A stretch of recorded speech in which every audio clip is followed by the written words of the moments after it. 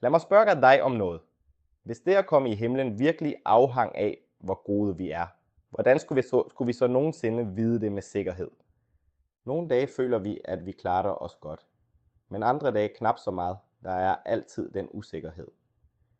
Hvad nu hvis jeg fortalte dig, at Bibelen faktisk lærer dig, at du kan vide med sikkerhed, at du har evigt liv, og at det slet ikke handler om, hvor god du er. Jeg ved godt, at du sikkert allerede kender og tror på noget af det, jeg nu vil dele. Men hvis du bare bliver ved mig i et par minutter, vil jeg vise dig direkte fra Guds ord en sandhed, der vil ændre den måde, du ser alt på, hvor enkelt det virkelig er at blive frelst for evigt. Det første, vi skal forstå, det er, at vi alle er syndere, og at vi har brug for en frelser. I Romerbrevet kapitel 3, vers 23, siger Bibelen: For alle har syndet og mangler herligheden fra Gud. En synd er, når vi bryder et af Guds bud, og Bibelen er tydelig i, at vi alle har gjort det. Selv den bedste person, du kan komme i tanke om, er ikke perfekt og har brudt Guds love på et tidspunkt i sit liv. Den dårlige nyhed er, at der er en straf for at bryde Guds lov. I Romerbrevet kapitel 6, vers 23 siger Bibelen: For syndens løn er døden. Så fordi vi er syndere, fortjener vi døden. Det er klart, at vi alle en dag vil dø fysisk, men Bibelen taler om en anden død. Vores sjæls død i helvede, hvis vi ikke bliver frelst. I Åbenbaringen kapitel 21, vers 8 står der: Og alle løgnere skal få deres lod i søen, som brænder med ild og svovl. Det er den anden død. Det inkluderer dig og mig, selvom det eneste dårlige, vi nogensinde har gjort, var at lyve. Så har vi stadig brudt Guds lov og fortjener at komme i helvede. Det handler ikke om, hvor meget synd vi har, eller hvilken slags synd det er. Det handler simpelthen om, at vi har synd, og Gud kan ikke tillade synd i himlen. Svaret er ikke, at vi skal få synden ud af vores liv. Det ved vi alle, at vi ikke kan gøre. Og det ved Gud også. Så han skabte en vej for os, så vi kan blive frelst fra helvede og komme i himlen. Ikke baseret på vores egen retfærdighed, men på Jesu Kristi retfærdighed, siger Bibelen. Men Gud beviser sin kærlighed mod os ved, at Kristus døde for os, mens vi endnu var syndere. Gud Faderen sendte sin søn, Jesus Kristus, til verden. Og Bibelen siger: Gud blev åbenbaret i kød og blod. Han var fuldt menneske og fuldt Gud, og han levede et perfekt, syndfrit liv. Han brød aldrig et eneste af Guds bud. Han levede det liv, vi ikke kunne leve. Det liv, vi skulle leve for at komme i himlen.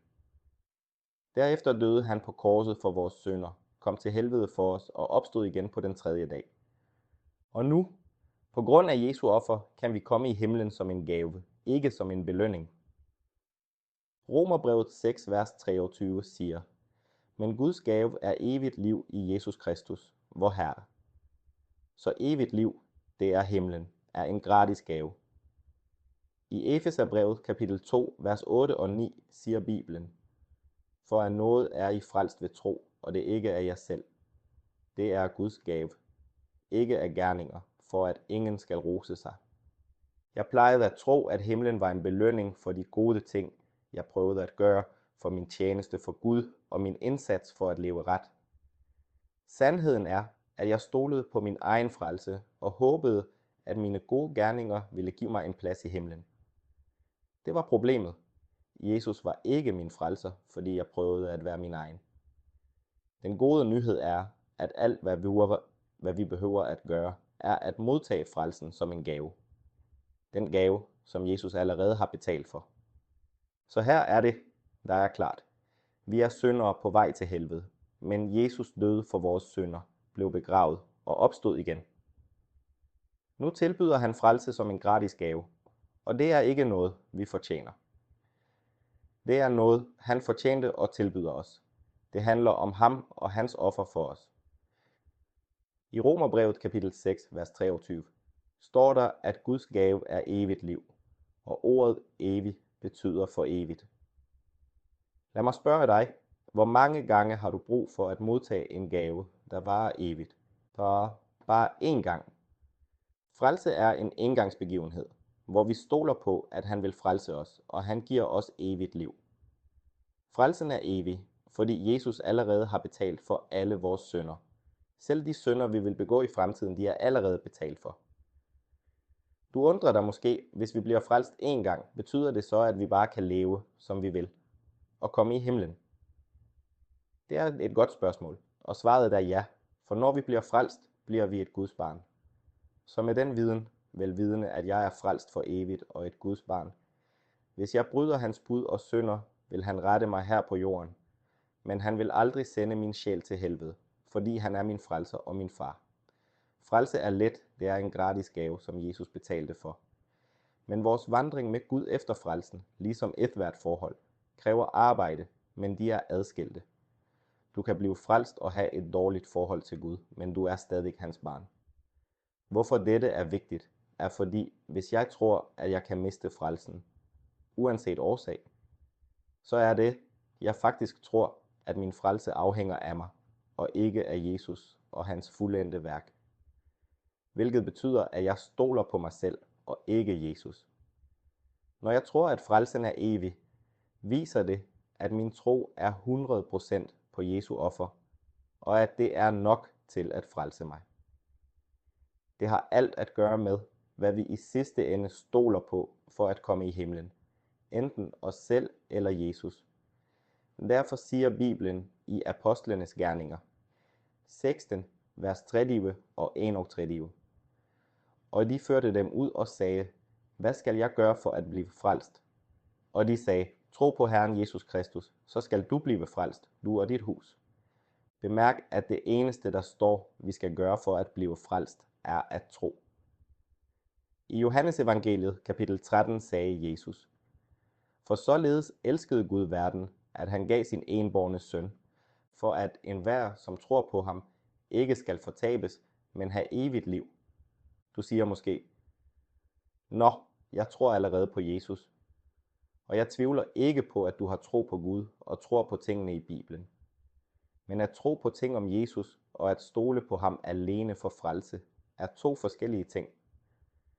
Før, når du troede, at himlen var en belønning baseret på dine gerninger, eller at du kunne miste din frelse, så stolede du i sidste ende på dig selv for frelse, og ikke på Jesus.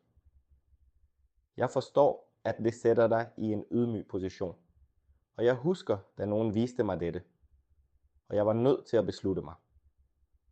Jeg kunne fortsætte med at tro på det, jeg gjorde før, eller tro på det, Guds ord sagde, og ændre, hvem jeg stolede på for at frelse mig. At modtage evigt liv er at holde op med at stole på en anden Gud eller på os selv, og tro, at vi nogensinde vil være gode nok til at fortjene vores vej ind i himlen, og bare fuldstændigt stole på Jesu Kristi død, begravelse og opstandelse, og at det er det eneste, der vil frelse os. Min ven, hvis dette giver mening for dig, og du ser frelse tydeligt for første gang, vil Gud give dig evigt liv, hvis du blot beder ham om det. Romerbrevet kapitel 10, vers 9 og 10 siger, hvis du med din mund bekender Herren Jesus, og i dit hjerte tror, at Gud har oprejst ham fra de døde, skal du blive frelst. For med hjertet tror man til retfærdighed, og med munden bekender man til frelse. Hvis du tror dette i dit hjerte, så bekend det for Herren, og han vil frelse dig for evigt. Jeg vil gerne lede dig i den bøn. Du kan gentage efter mig. Kære Gud, jeg ved, at jeg er en synder, og at jeg fortjener at komme i helvede. Men jeg tror, at du døde for mig, blev begravet og opstod igen. Red mig for evigt og giv mig det evige livs gave. Jeg stoler kun på dig og ikke længere i mine egne gode gerninger. Tak dig, Jesus. Amen.